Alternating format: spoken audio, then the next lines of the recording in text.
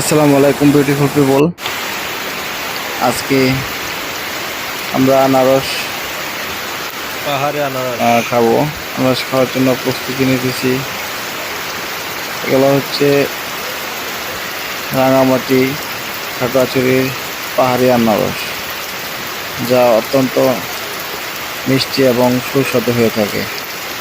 তো আমরা খাগড়াছড়িতে রিসান ঝর্ণার যাওয়ার আগে যে দোকানগুলো আছে, ওই দোকানে বৃষ্টি ভেজা অবস্থায়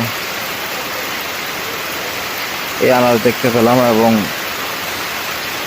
চিন্তা করলাম, যেহেতু পাহাড়ে এসে যদি পাহাড়ে আনারসই খেতে না পারি তাহলে কেমনে হয়। এবং আমার কলিগ জনি, সেও আনারস খুব পছন্দ করে, তাই আনারস নিয়ে নিলাম। এবং আনারস কি সুন্দরভাবে পরিবেশন করতেছে এবং কাটিং করতেছে, সেটা আপনারা সবাই দেখতে পারতেছেন।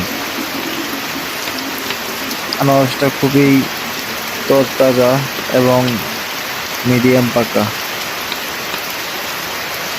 ঠিক আছে, দুইটা আনারস কিনেছি, দুইটা আনারসই খুব সুন্দর। পাহাড়ি এই আনারসগুলা সাইজে একটু ছোট, কিন্তু আনারস খুবই সুস্বাদু।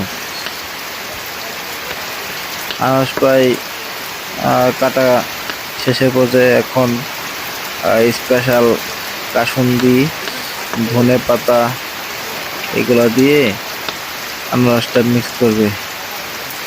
এই জন্য আনারস একটা পাত্রে রাখতেছে,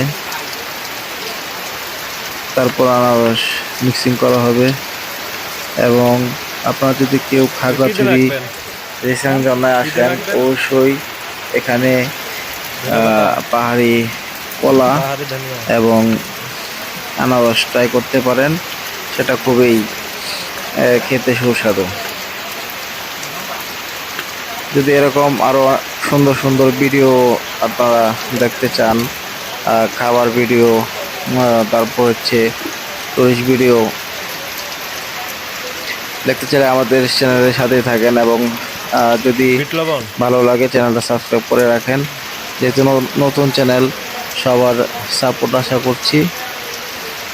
ঠিক আছে, এখন আপনারা ভিডিওতে কিভাবে সরিষার তেল, মানে একটা অসাধারণ রেসিপি, সরিষার তেল আনারসের সাথে দেয়, এটা আমি ফার্স্ট দেখলাম। সরিষার তেল, কাসুন্দি, তারপরে ধনেপাতা সবই কিন্তু দিয়েছে। একটা স্পেশাল একটা আনারস হয়েছে আর কি। দেখেন কালারটা কি সুন্দর আসছে, কিন্তু সেই একটা সুন্দর কালার আসছে। এখন আমরা কিন্তু খাওয়ার জন্য রেডি, জিভে জল চলে আসছে। এখন আমরা আনারস খাওয়া শুরু করলাম। যাই হোক, খাওয়াটা ভালোই হয়েছে। সবাই ভালো থাকবেন, সুস্থ থাকবেন।